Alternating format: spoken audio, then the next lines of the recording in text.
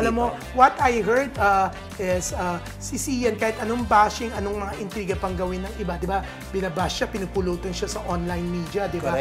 Online, sa mga SOCMED, di ba? Hindi daw sasagot si Sian.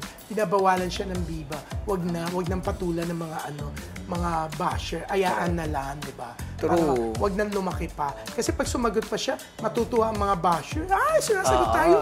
No more bashing! Diba? Correct. Nandun ka ba, Tito, nung premiere ng Kumanto? Nandun ako nung interview dun sa Thai actor. Hindi na ako umabot. May iba akong lakad eh. Pero yun nga, di ba? Spotted siya doon, di ba, with bagong partner niya. Kaya, anong tawag doon sa palda niya? Hindi ko nga alam tawag sa palda yun. Pero parang kakaiba yung outfit niya doon, di ba? Pero eto na, yun nga, hindi papatulan ni ang bashers. Mga bashers, di ba?